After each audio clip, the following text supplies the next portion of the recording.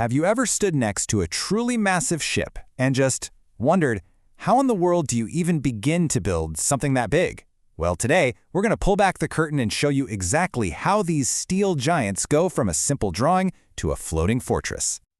I mean, just look at this. The scale is absolutely staggering. You're looking at one of the largest moving objects ever created by human hands. It's a colossal structure engineered to battle the most powerful forces on the planet, all while hauling incredible amounts of cargo across the ocean.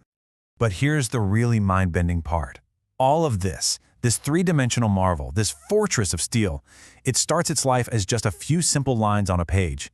And that is the incredible journey we're going on today, from that flat blueprint all the way to a finished hull.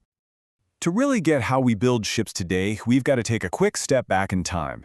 Because, we've been building boats for thousands of years, but let's just say the process has changed. A little bit.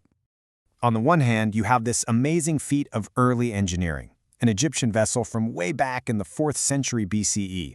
Now, fast forward to today, and shipbuilding is a whole different ballgame. It's a super regulated, incredibly precise science. It's less about gut feeling and way more about intense scrutiny and global safety standards. So, the modern process is all about safety. First, a designer creates all the detailed diagrams. Then, and this part is absolutely critical, those plans have to be approved by what's called a classification society. You can think of them as the ultimate safety referees. They're a neutral third party that makes sure the design meets all these tough international standards. And only when they give that final stamp of approval can a shipyard even think about starting construction. Okay, so if everything starts with that drawing, we need to know how to read it, right? Well, these engineering drawings have their own special language, and I'm about to give you this secret decoder ring.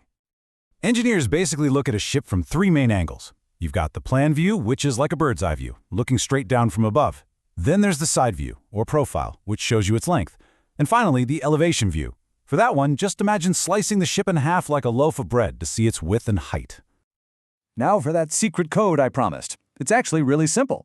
See a thick, solid line? That's an outline you could see if you were standing right there. But when you see thick, dashed lines, that's like having X-ray vision. You're looking at the hidden structure inside the ship. It's how engineers draw the skeleton beneath the skin. All right, now that we can read the plans, let's actually start building this thing piece by piece. And we're going to build it kind of like a body, starting from the outside in with the first and most obvious layer, the skin. This skin is called the ship's plating. It's basically made of these huge rectangular sheets of steel. They have two main jobs. One, to form the primary structure, and two, this is the big one, to keep the ocean on the outside. And that skin has three main parts. Up top, you've got the deck plating. That's where you'd walk. Then there's the side shell plating, which makes up the walls of the hull. And finally, the bottom shell plating. That's the part actually sitting in the water. Of course, a skin by itself is pretty floppy. It needs a skeleton inside to give it support. So, let's move on from the skin and start building the steel bones that hold it all together. First up, we've got the stiffeners. The best way to think of these, they're the ship's ribs. These strong steel sections get welded right onto the inside of the plating, and their whole job is to keep that skin from bending or buckling under the massive pressure of the ocean. Okay, so every skeleton needs a spine, right? For a ship, that's its girders. These things are enormous vertical beams that run the entire length of the ship, from the very front to the very back. They form the core backbone of the whole structure. So we've got a skin, we've got ribs, and we've got a spine. But what about the foundation? Well, this is where things get a little strange, and where the language of shipbuilding can really throw you for a loop. So let me just ask you straight up. Based on everything we've seen, what part do you think actually holds the bottom of the ship together? The answer is the floors. But here's the crazy part. Unlike the floor in your house, you don't walk on these. A ship's floors are actually vertical walls. Yeah, you heard me right. They're stiffeners that run across the width of the ship's bottom like massive ribs connecting everything together. And, engineers are smart, so they use three different types depending on the job.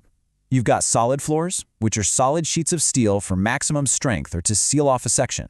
Then you have plate floors, which have big holes cut out of them to save weight. And finally, bracket floors, which are just open frames, the lightest option for when you just need basic support. Okay, deep breath. We've got the skin, the ribs, the spine, and those weird vertical floors. Now, let's put all those puzzle pieces together and see how they create one of the most important safety features on any modern ship. So here's the big payoff.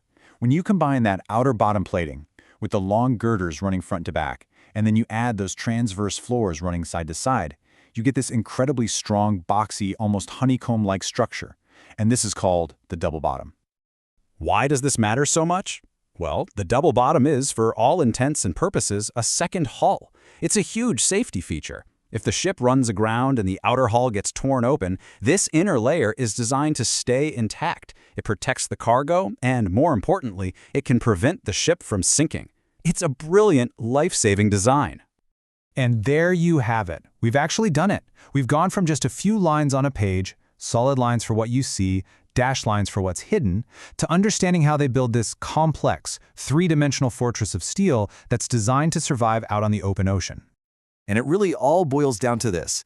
The incredible strength and safety you find in a modern ship is no accident.